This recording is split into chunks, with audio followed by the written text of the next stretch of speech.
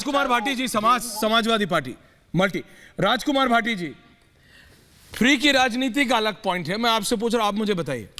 अखिलेश यादव जी ने तो साफ कर दिया था कि हम अब किसी के साथ अलायंस नहीं करेंगे, दो लड़के साथ में नहीं आएंगे। मैं आपसे यह पूछ रहा हूं, क्या आपको लगता है कि मोदी को 24 में हराने के लिए, बीजेपी को हराने की कोशिश करने के लिए आप सबको फिर एक साथ आना पड़ेगा? और क्या आ सकते हैं आप? क्या अखिलेश यादव, राहुल गांधी और अरविंद केजरीवाल एक साथ एक ही स्टेज पे होंगे? राजकुमार भाटी जी। ऐश्वर्या जी भाटी साहब। 1988, मेरी आवाज मिल रही है आपको? जी आ रही है, बिल्कुल बाबूलन बताएं। 1988 के बाद इस देश में 1988 के बाद इस देश में जितने भी लोकसभा चुनाव हुए हैं सब गठबंधन के तहत हुए हैं। कोई पार्टी ऐसी नहीं है जो अकेले चुनाव लड़ रही हो, सब गठबंधन में लड़ती हैं। कभी एनडीए, कभी यूपीए, कभी थर्ड फ्रंट, कभी राष्ट्रीय मोर्चा, कभी जन मोर्चा। तो ये तो कोई प्रश्न ही नहीं है ये तो कि कौन किसके साथ मिलेगा, क्यों मिलेंगे। दूसरी बात, आप इस प्रश्न को ऐसे पेश करते हो कि क्यों मिलेंगे, क्यों नहीं है मिशन? नहीं, एक minute Sharma, can you direct fast? नहीं, एक सेकेंड भाटी जी, आपने क्या बोला? क्यों मिलेंगे? अगर दो राजनीतिक दल मिल रहे हैं, आप दोनों की अलग अलग आइडियोलॉजी है पहले ही आपके, इसीलिए दो अलग राजनीतिक दल हैं। आप जनता को अलग अलग बात लेके जाते हैं, जनता को वादे करते हैं, फिर आप दोनों मिल जाएंगे। मैं आपसे पूछूं भी नहीं कि आप क्यों मिल रहे हैं। अगर कल को अखिलेश यादव और राहुल गांधी और अरविंद केजरीवाल एक साथ आ जाए तो मैं पूछ भी नहीं सकता कि कैसे आ गए, कि भाई आप तो एक दूसरे के खिलाफ चुनाव लड़े हो और अब आप कह रहे हो कि मैं साथ आ गया। तो क्या ये जनता के साथ धोखा नहीं? या तो आप क्लियर कर दीजिए। अगर बीजेपी पीडीपी के साथ गई थी तो आपने पूछा ना, आज तक पूछते हो।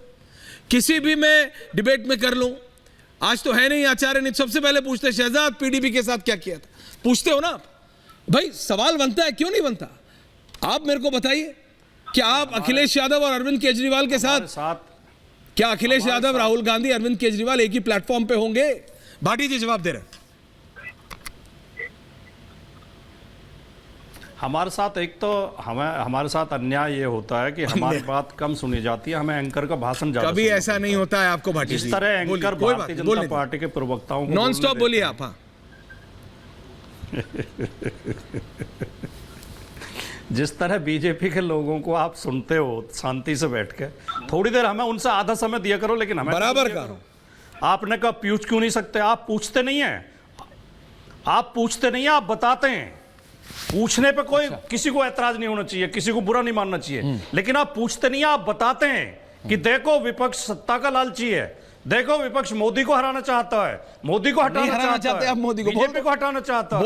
ये आप बोल दो कि आप मोदी के साथ बात कर। संवैधानिक है, लोकतंत्र में सत्ता बदलने के लिए ही चुनाव होते हैं। जी बिल्कुल, you are right, you are right Bhati ji. लोकतंत्र में जब चुनाव होता है सत्ता को बदलने के लिए ही होता है। विपक्ष का प्रयास हमेशा यही होता है, विपक्ष सत्ता की कमियां लेकर चुनाव में जाता है, सत्ता की कमजोरियां लेकर जाता है। अब आपने भ्रष्टाचार का सवाल उठाया, क्या शहजाद पूनावाला ने कहा कि पुल गिर गए भ्रष्टाचार की वजह से।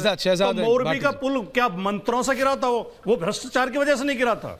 जो महाकाल के महालोक में मूर्तियां गिरी हैं, जिन मूर्तियों को एक मूर्तिकार 4-4 लाख रुपए में बनाना चाह रहा था, वो गुजरात के अपने मित्र को मोदी जी ने 40-40 लाख रुपए में ऑर्डर दिलवाया और 40 लाख रुपए लेकर उसने फाइबर की मूर्तियां स्थापित कर दी और मूर्तियां 30 किलोमीटर प्रति घंटे की रफ्तार से हवा में उड़ गई। क्या ये भ्रष्टाचार नहीं है? भाटी जी, मैं क्या उत्तर प्रदेश में 50 किलो चांदी व्यापारी से लूटी गई और वो इंस्पेक्टर के घर से बरामद हो गई, थाना इंचार्ज के घर से, जिसकी जिम्मेदारी चोरी रोकने की थी, वो चोरी करवा रहा था, लूट कर रहा था। क्या ये भ्रष्टाचार नहीं है? क्या बीजेपी का एक सांसद पुलिस चौकी में घुस के पुलिस वालों को थप्पड़ों से पीटता है और उसके खिलाफ कोई कार्रवाई अभी तक नहीं हुई आज की तारीख तक? क्या ये भ्रष्टाचार नहीं है? अरे कितने एडेंडम जुड़ेंगे एक सवाल में, इतने एडेंडम होंगे तो कैसे सवाल का जवाब होगा भाई? देश का गौरव बेटियां 6 महीने से आंदोलन कर रही हैं और एक आरोपी सांसद को बचाया जा रहा, क्या भ्रष्टाचार नहीं है?